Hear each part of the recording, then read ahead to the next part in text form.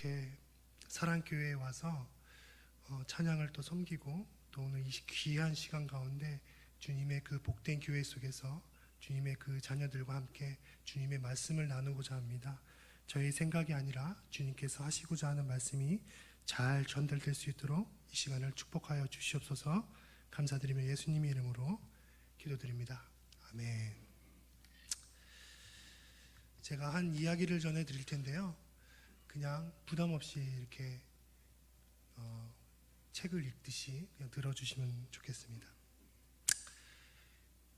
차갑고 깊고 어둡고 캄캄한 그 지하 감옥 속에 한 사람이 있었습니다. 근데 그 사람은 예수님을 증거하려고 태어났고 또 하나님의 인도하심에 따라 살아간 신앙심이 아주 깊은 사람이었습니다. 근데 그런 그가 감옥 안에서 깊은 고뇌에 빠지게 되었습니다. 그래서 하나님 앞에 기도했습니다. 하나님, 저는 지금 죽음을 기다리며 살고 있습니다. 그런데 제가 살아왔던 이 길이 과연 옳은지 옳지 않은지 지금 확신이 서지 않습니다. 제게 응답하여 주시옵소서. 주여 주여 하면서 주님 앞에 기도를 드렸습니다. 그렇게 두려움을 기도로 싸워가면서 있던 중에 그를 따르던 제자들이 그를 만나러 그 감옥에 찾아오고 면회를 왔습니다. 면회를 왔는데 제자들은 그 스승의 모습을 바라보면서 너무나 안쓰럽고 너무나 지저분하고 초췌해 있고 그 어떤 정말 다 죽어가는 모습을 하고 있는 스승을 바라보며 마음이 아프고 안쓰러웠습니다.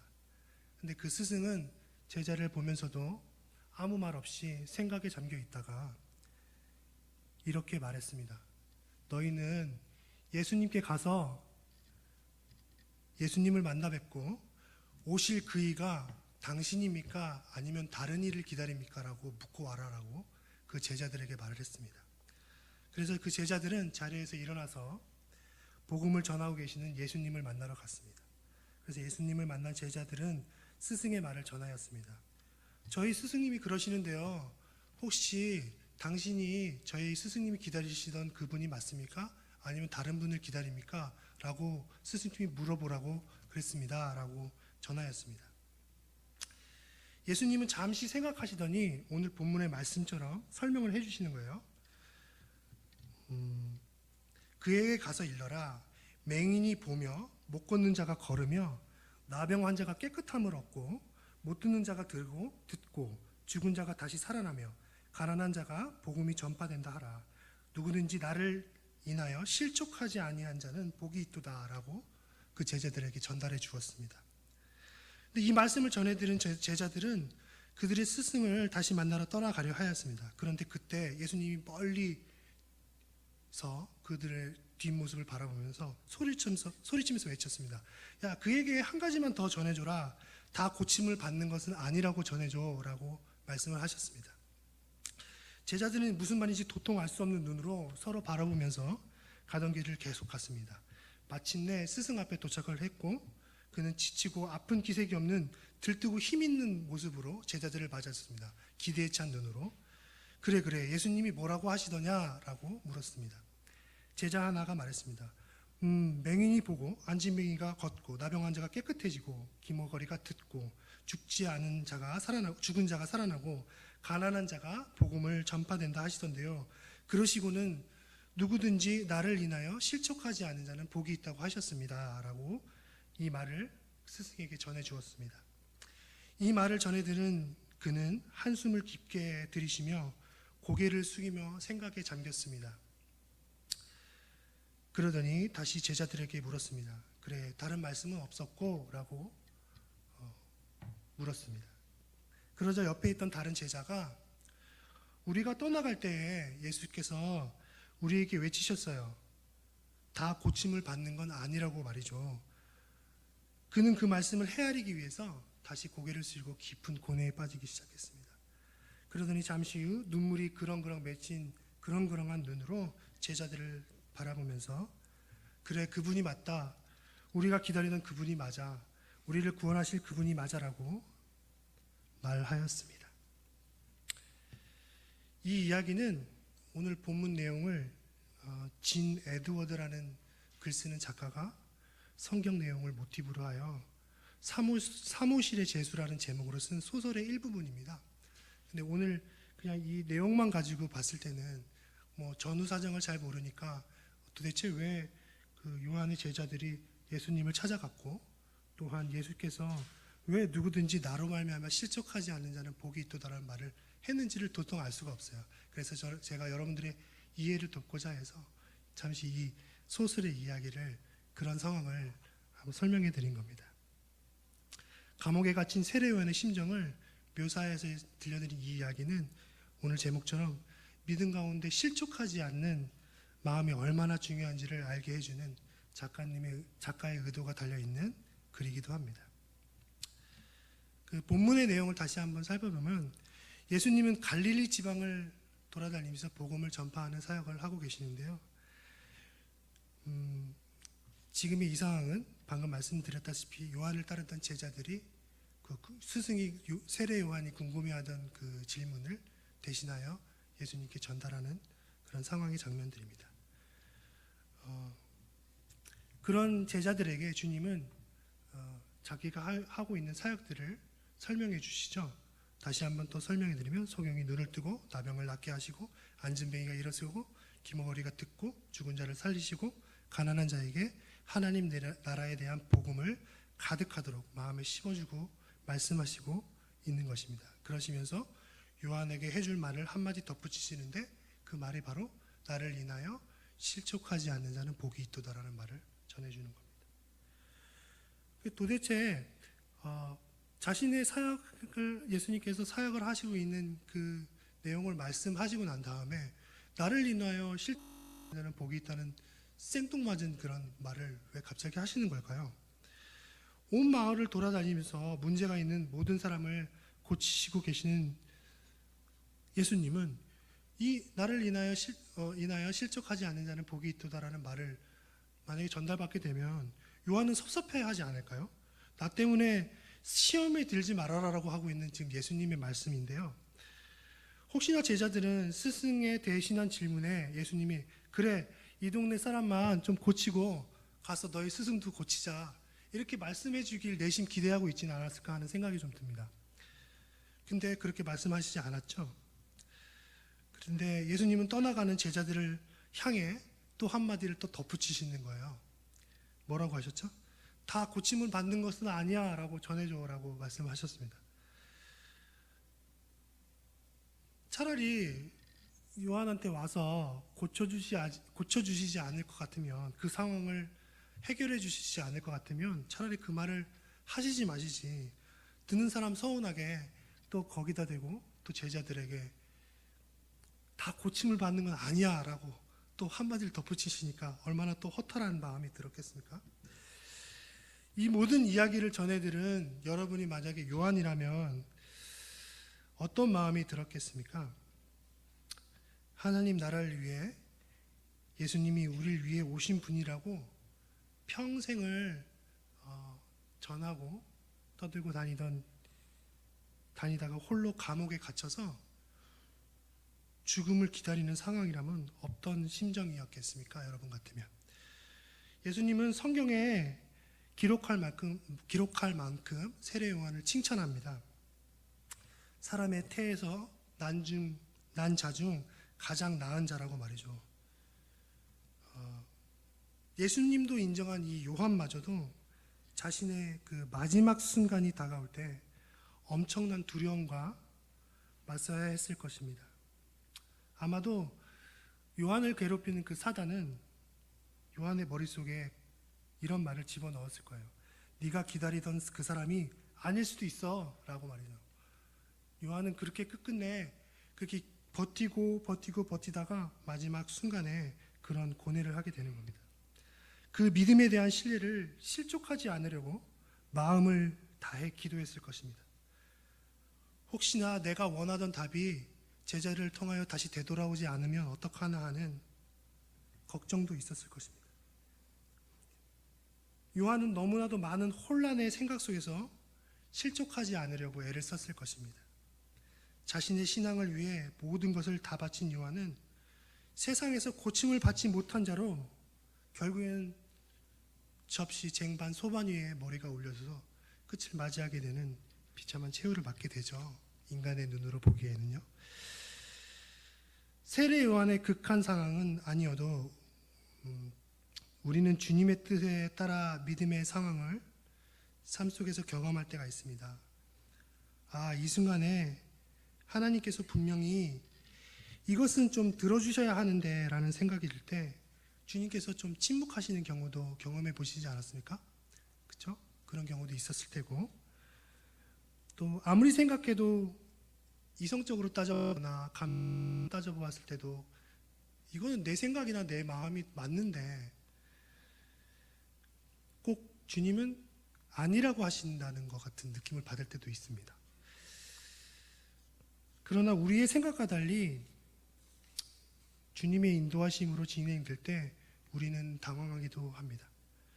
이번만큼은 내 손을 좀 들어주셨으면 하는 그런 마음도 가지게 되고, 그렇게 하시지 않는 경우도 있습니다.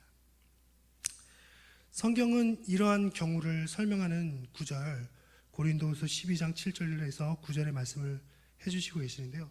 오늘 희한하게도 오전 주일 설교에도 이 말씀을 목사님께서 들고 나오시고, 제가 이 말씀을 준비하다가 이 말씀이 딱 눈에 띄더라고요. 그래서 절대 목사님하고는 짠 건 아닌데 이 말씀이 딱 선택된 걸 보니까 하나님께서 오늘 이 말씀은 꼭 여러분들에게 전달을 해주라고 목사님 마음에도 저의 마음에도 주신 거라고 좀 느낌이 들었어요. 아까 그래서 제가 예배를 드리다가 너무 깜짝 놀랐죠. 내 말씀인데 목사님이 하시고 나면 내가 전달하는 이 메시지가 힘이 약해지지 않을까 하는 그런 괜한 걱정을 해가며 제가 이제 그렇게 말씀을 드려야지라고 생각을 했죠. 자, 우리 그런 말씀인데요. 우리가 한번 같이 함께 봉독을 해보도록 하겠습니다. 여러 계시를 받은 것이 지극히 크므로 너무 자만하지 않게 하시려고 내 육체에 가시곧 사탄의 사자를 주셨으니 이는 나를 쳐서 너무 자만하지 않게 하려 하심이니라. 이것이 내게서 떠나기 위하여 내가 3번 간구하였더니 내게 이르시기를 내 은혜가 내게 족하도다. 이는 내 능력이 약한 데서 온전하여 짐이라 하신지라. 그러므로 도리어 크게 기뻐함으로 나의 여러 약한 것들에 대하여 자랑하리니 이는 그리스도의 능력이 내게 머물게 하려 함이라. 아멘. 세례 요한은 평생을 그렇게 주님을 전달하고 하나님 나라의 의를 구하며 그렇게 살아온 자인데, 아마도 그 마지막 순간에 지금의 이 본문의 내용과 아까 들려드렸던 그 이야기의 내용을 보면 아주 조금은 자신의 의를 드러내보고 싶지 않았을까 하는 그런 마음이 들거든요. 정말 인간이기 때문에 세례 요한도 그런 마음이 들 거라고 생각이 듭니다. 평생 사역의 결과가 어쩌면 주님이 내가 기다리던 그분이 주님이 아니면 어떡하지? 하는 그런 두려움들, 그 믿음에 대한 의심들, 그런 것들이 찾아왔을 거라는 그런 상황을 보여주고 있는 것입니다. 또 그런 세례 요한의 그런 마음을 예수님은 또 아시고 나를 인하여 실족하지 않은 복이 있어, 이렇게 좀 놀리는 말투가 아니라 아마도 선한 말투였을 것입니다. 나를 인하여 실족하지 않는 자는 복이 있도다란 말은 사실 요한아 지금 그 순간을 좀 잘 이겨내 줄 수는 없겠니라고 주님은 말씀하시고 묻고 계신 거라는 것이죠. 우리가 확실히 알아야 할 것은 실족은 주님이 주시는 마음이 아닙니다. 실족은 원래 헬라어 스칸달리조라는 말에서 유래가 되는데요. 그 실족하게 하다, 어떤 덫을 놓고 덫에 걸리게 하다, 또는 궁지에 빠지게 하다라는 말입니다. 요한이 실족하여 궁지에 빠지길 원치 않으십니다. 예수님은 만약 요한에게 주님께서 그래 네가 기다리던 사람이 나 맞아 라고 했다면 어찌 되었을까요? 여러분 생각은 어떠신가요? 아마도 세례 요한은 그래 내가 맞네, 자기 만족에 빠져버리고 자기가 생각한 대로 다 옳다, 난 맞다 이렇게 생각을 했을 수도 있겠습니다. 그렇게 생각을 했을 거라고 생각을 또 들고요. 그래서 고린도후서 12장 7절에 여러 계시를 받은 것은 지극히 크므로 너무 자만하지 않게 하시려고 라는 그 말씀을 보면 알 수 있듯이 요한에게 더욱 큰 믿음의 기쁨을 남겨주시려고 주님이 끝까지 요한에게는 믿음의 질문을 던지고 계시는 거죠.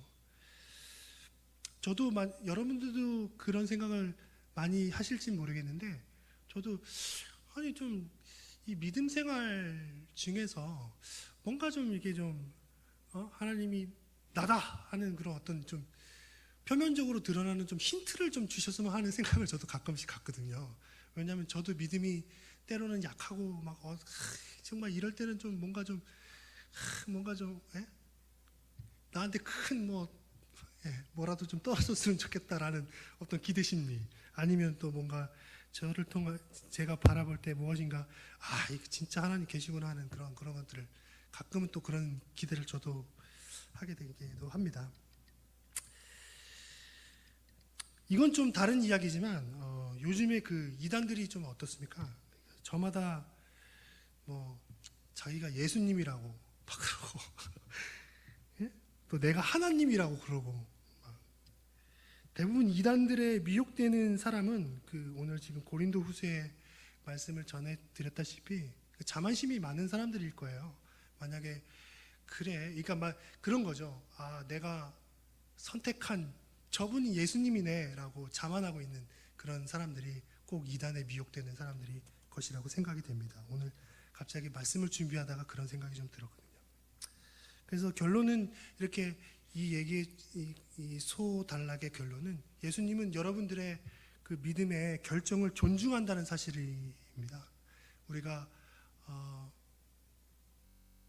그런 그 믿음의 어떤 약간의 의심을 갖는 것이 있었을 때에도 주님은 늘상 묻고 계시는 거고, 주님의 그 정당한 방법, 우리가 그 예수님을 그 믿음을 선택하기에 너가 그 선택하는 그 귀한 그 존중, 너의 그 믿음의 선택의 방법을 나는 너에게 존중한다라고 지금 말씀하시고 있는 것입니다. 다시 본래의 이야기로 돌아가겠습니다. 그렇다면 요한에게 주어진 실족치 않은 믿음의 상급은 무엇일까요? 요한이 그렇게 결국 소반에 담겨진 소반에 담겨져야 하는 그 비참한 최후를 맞이한 상황에도 주님께서 주시려고 하는 요한에게 주시는 그 큰 상급은 무엇일까요? 주님은 주님께서 살고 계시는 곳에 요한을 함께 데리고 가고 싶은 것입니다. 영원하지도 않은 잠시의 순간에 고침을 주기 위해서 요한을 위로하려고 하신 게 아니라는 것이죠. 주님께서 인정한 사람일지라도 주님은 끝까지 믿음을 보셨습니다. 평생을 하나님을 외친 사람일지라도 마지막 순간에 믿음을 물으셨습니다. 예수님이 구원자이신 것, 또 영원한 하나님의 나라에 사는 영생을 우리에게 주시는 것, 이것을 끝까지 잊지 말라고 말씀하시고 계시는 겁니다. 삶의 애착이 강한 우리의 시각으로는 요한이 좀 억울한 죽음을 맞이한 것처럼 보일 수 있습니다. 하지만 그는 예수님의 말씀을 끝까지 믿고 성공한 사람입니다. 결국 예수님의 의도대로 실족하지 않고 믿음의 기쁨으로 순교를 감당하였습니다. 주님께서 주시려고 한 모든 것이 그에게로 돌아갔습니다. 본문의 내용은 여기까지 이렇게 준비를 했습니다. 근데 한 가지 더 제가 살아오면서 좀 경험했던 얘기를 좀 여러분들에게 들려드리고 나누고자 하는데요. 지금 오늘의 요한의 얘기와는 조금 다른 얘기지만 제가 경험했던 이 분도 하나님께서 주시는 그 믿음에 실족치 아니하려고 굉장히 노력하며 주님을 위해 살아갔던 사람이라 잠시 한번 얘기를 나누고자 합니다. 제가 초등학교를 다니던 무렵이었는데 저도 다른 아이들과 다르지 않게 굉장히 개구장이로 컸습니다. 그래서 막 놀이터에서 구슬치기도 하고 딱지치기도 하고 동네 지나가는 여자아이들이 지나가면 막 고무줄도 끊고 막 아스케키도 하고 나쁜 짓도 많이 하고 이렇게 개구장이로 살았는데 저희 동네에는 그 칠뜨기라는 형이 한 분 살았어요. 칠뜨기. 근데 여기 성도님 중에 칠뜨기라는 분은 안 계시죠? 그냥 이야기니까 이해하고 들어주시길 바랍니다. 칠뜨기라는 형이 살았는데 그냥 왜 칠뜨기라고 불려졌는 이유는 몰라요. 그냥 동네에서 다들 그냥 칠뜨기 해서 그 형은 그냥 칠뜨기가 된 건데, 근데 그 형은 사실 그 뇌성마비 환자입니다. 근데 환자이고 또 옆에 이렇게 있다 보면 지저분하고 막 코도 막 나와 있고 때 구정물도 질질 흐르고 옆에 가면 막 냄새도 나고 막 파리도 막 날아다니고 굉장히 지저분하죠. 그러니까 어린 아이들이 철없는 아이들이 이제 그 형을 바라보면 칠뜨기 지나간다, 칠뜨기야 막 그러면서 놀리고 그러는 거죠. 근데 그 형은 이제 내성마비이다 보니까 말투도 어눌하고 막 애들 쫓아가면서 막 괴물처럼 막 소리를 내고 가는 거죠. 하면서 쫓아오면 애들이 칠뜨가 그러면서 막 도망 다니는 거예요. 근데 어렸을 때는 이제 그게 좀 죄인지 모르고 살았죠. 철이 없으니까. 근데 이제 저는 이제 지금 살고 있는 동네를 지금 30여 년을 살고 있는데 그 형도 30여 년을 아직도 이사 가지 않고 저희 동네에 같이 살고 있습니다. 근데 이제 저는 주님을 인격적으로 만나서 이렇게 좀 이제 마음을 조금씩 깎아내리며 내가 주님의 종의 모습을 갖추어 가야겠다, 또 그리스도인의 모습을 가져야겠다 한 게 이제 불과 한 10년도 채 되지 않았거든요. 인격적으로 주님이 계시고 나는 이렇게 하나님의 사람으로 변화되어야 되는구나, 하나님의 사람으로 모습을 갖춰서 살아가야 되는구나 라고 그렇게 생각한 게 불과 얼마 되지 않았습니다. 10년 정도 됐는데 그렇게 마음을 먹고 살아갈 때 그전에는 몰랐는데 그렇게 마음을 먹고 살아갈 때 그 칠뜨기 형이 이렇게 제 앞에 지나가는 거예요. 30살 초반 때쯤에. 근데 갑자기 이제 어렸을 때 생각이 들었어요. 너무 미안하더라고요. 근데 그 순간 마음이 너무 막 미안하고 하나님 앞에서 옛날 생각이 나서 너무 미안하네요. 주님, 제가 왜 저 형을 저렇게 힘도 없고 약하고 저 형을 왜 이렇게 놀렸을까요? 막 속에 너무 마음이 아파가 미안해가지고 이제 그렇게 기도를 드렸습니다. 근데 제 눈에 어렸을 때는 보지 못했던 그 칠뜨기 형의 새로운 모습을 봤는데 그게 뭐냐면 그게 어렸을 때도 그 모습이었어요. 근데 그게 제가 예수님을 만나고 하나님을 만났을 때 그 모습이 제 눈에 들어온 걸 보고 너무나 더 가슴이 아팠습니다. 근데 그 형의 꼬부라진 왼손에 봉다리가 이렇게 들려있어요. 봉다리 아시죠? 봉투. 비닐 봉다리가 이렇게 달려있는데 거기 안에 전도지가 들어있었던 거예요. 근데 가만 보니까 이 형이 비가 오나 눈이 오나 그 전도지를 들고 제가 그때까지 어렸을 때부터 지금까지 그 30년을 그 고생을 하며 그 믿음의 그 믿음을 가지고 하루도 빠짐없이 그냥 그걸 전달하고 다니는 겁니다. 근데 그 모습을 보면서 제가 너무 더 미안해지더라고요. 정말 평생을 갖다가 예수님 전달하기 위해서 저렇게 착하고 헌신한 형이 저렇게 아픈 몸을 가져야 되는 게 왜 저렇게 아픈 몸을 가져야 되고요, 저렇게 힘들게 복음을 전해야 할까, 이런 순간적으로 인간적인 주님에 대한 의심이 들기 시작했습니다. 그러면서 더 기도를 하게 되더라고요. 근데 주님께서 저에게 기도를 할 때 좀 그 형을 위한 이제 환상을 주셨는데, 그것은 그 형이 주님 곁으로 갔을 때 굉장히 건강한 모습으로 정말 의리의리한 그 대저택에 막 호수도 있고 막 이런데 굉장히 기쁜 얼굴로 살고 있는 그런 모습을 상상을 이렇게 주시더라고요. 그래서 그 내가 믿음의 속에서 그래 맞아. 지금 잠시 잠깐의 이 삶을 저 형은 정말 귀하고 소중한 사역을 감당하고 있구나. 믿음을 참 굳건하게 잘 지키고 있구나.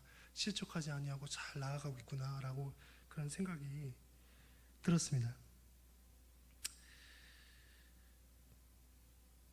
오늘 우리가 나눈 말씀에 세례요한과 그 말씀드렸던 그 칠티경의 상황은 다르긴 하지만은 이들의 마음 안에는 분명 소중한 것이 있음이 느껴집니다.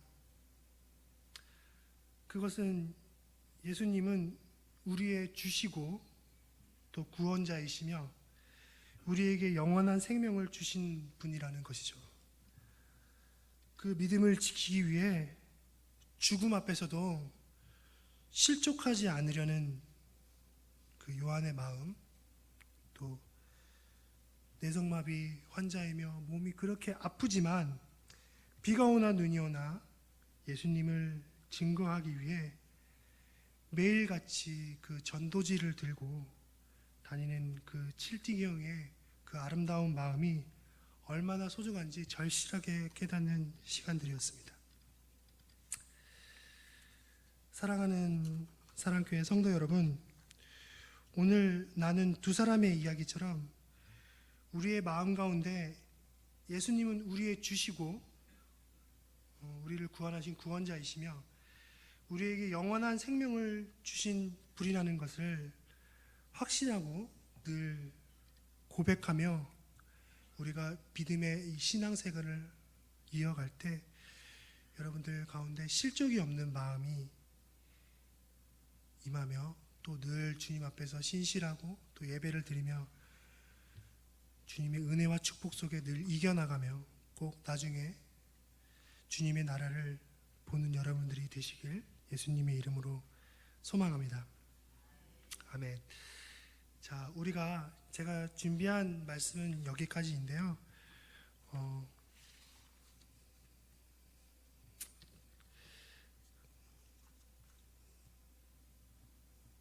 준비한 말은 아니고 갑자기 드는 생각은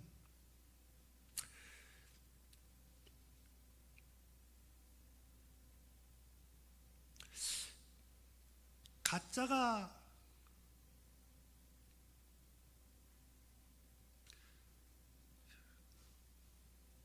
되지 말아야겠다는 생각입니다. 그러니까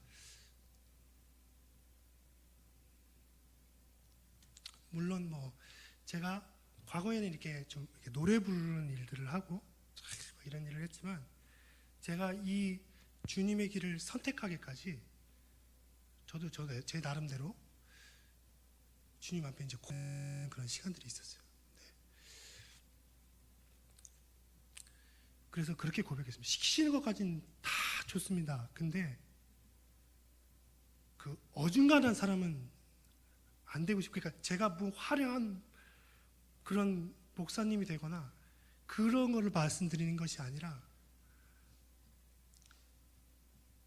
진실한 사역자가 되고 싶습니다라고 고백을 했습니다.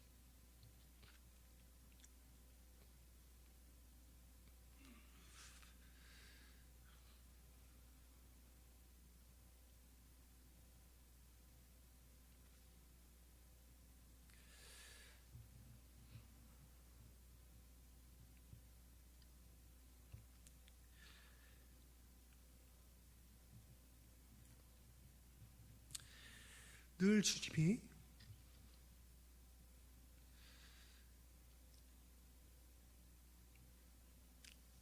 여러분들의 희망이 되고 또 늘 주님이 당신들의 삶 속에서 늘 증거되고 드러나는 그런 여러분 되시길 소망합니다.